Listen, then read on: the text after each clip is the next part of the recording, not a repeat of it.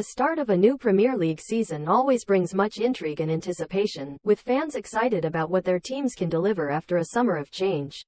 There have been some big summer transfers with the likes of Declan Rice, Mason Mount, Rasmus Højlund and Joško Gvardiol all moving for big money. There have also been some big-name departures of players leaving the league for pastures new. Another factor that could have an influence on the upcoming season is the rule changes that have been put in place for the start of the campaign. Some of these were instantly noticeable during Arsenal's Community Shield victory over Manchester City. Here, Mail Sport runs you through all the rule changes that referees will be enforcing this season. Crowding referees. The issue of players crowding around referees to complain about their decisions has been rife in the Premier League for many years. Most teams have fallen guilty to it, with one recent case towards the end of last season coming when Liverpool players failed to control themselves following a challenge by Man City's Rodri and crowded around Simon Hooper. Liverpool, like other sides, were charged and fined by the FA, though this season players can expect to see more punishment handed out to them on the pitch. This season, whenever more than one player approaches the referee, at least one of those players, and potentially more, will be shown an automatic yellow card.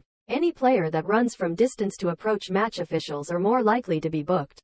So while Mario Lemina's second yellow card for Wolves against Southampton for running aggressively was undeniably harsh at the time, the fact he ran from distance to protest a decision would mean he'd likely get a yellow this year. If the rule is followed, it's likely that a number of players will fall victim to it, especially during the early phases of the season, and we could see a few red cards. Former Premier League referee Dermot Gallagher told Sky Sports that it will be short-term pain for long-term gone. Manager behavior. The behavior of managers and their backroom staff will come under greater scrutiny this season. It means that the sight of Jurgen Klopp screaming in the face of the fourth official, Mikel Arteta waving his arms about in frustration at the refereeing, as well as Pep Guardiola's antics, could all be a thing of the past. An automatic yellow card will be dished out if there is ever more than one coach in the technical areas. There will be harsher penalties for bosses that leave their technical areas, and aggression from them or their coaches towards match officials or opponents will be routinely met with a red card. Those given a red card won't be able to watch from the stand or on top of a dugout like Arsene Wenger once attempted, but instead they will need to be out of sight of the pitch.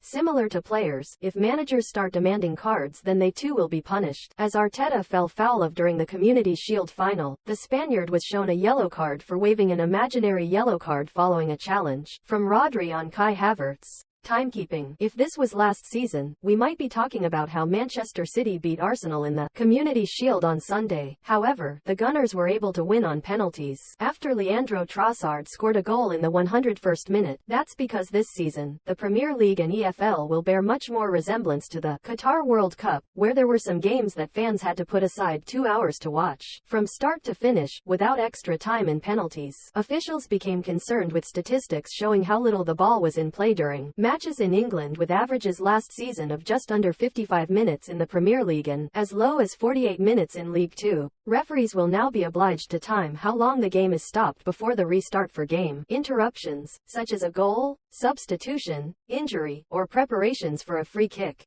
More time will also be added for goal celebrations, with officials feeling they have become lengthier over the years. It means huge amounts of stoppage time could be awarded in manic games full of goals, bookings and talking points. England's World Cup clash with Iran lasted a total of 117 minutes, after 2 concussion-related injuries, 8 goals and 10 substitutions in the 90 minutes.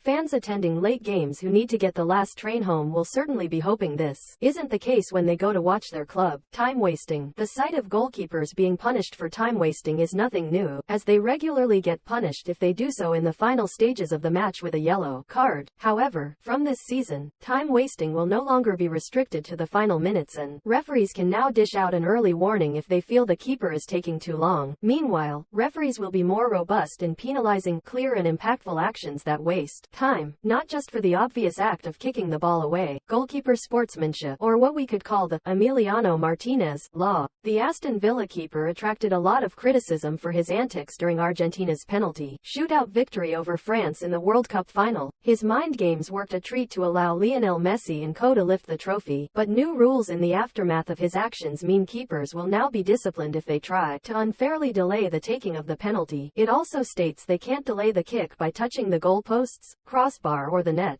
There's no mention of the dancing and flailing arms that numerous keepers, such as Jerzy Dudek in the 2005 Champions League final for Liverpool, have done in the past. Offside. While this one isn't necessarily new as it was implemented last season, it is officially in writing now. The new law states that a player who is clearly offside should not become onside on every occasion when an opponent moves and touches the ball. Essentially, this means there's no longer a guarantee that a player will be deemed onside if the ball touched an opponent before him, denying goal-scoring opportunity. In the past, players who are through on goal and are tackled by a defender who has none of his teammates also there to cover are sent off for denying a goal-scoring opportunity. However, in 2023-24, only fouls that are deemed intentional will get an automatic red and infringements where players made a genuine attempt at playing the ball will get a yellow. In other circumstances such as holding, pulling, pushing, or they had no possibility to play the ball, the player will be sent off. The new laws from the FA also specify that a player must be cautioned if they handle the ball to interfere with or stop a promising attack.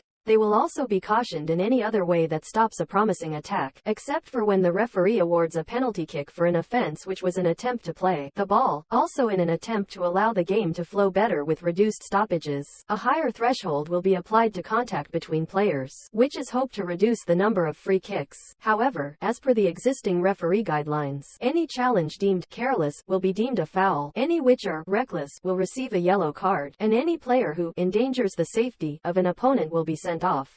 FA to crack down on grassroots poor behavior. There will also be changes in the grassroots game from the start of this season. Repeated offenses against referees and other unacceptable behavior will see teams deducted points from their league tally in the coming season.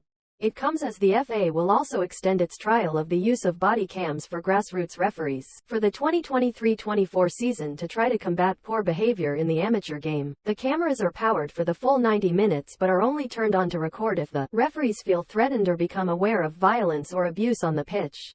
Once the record button is pressed, it also saves the previous 30 seconds of action. The body cams were introduced in 4 areas in January: Middlesbrough, North Riding, Liverpool, Essex and Worcestershire, and it's believed to have led to improvements in player and fan behaviour.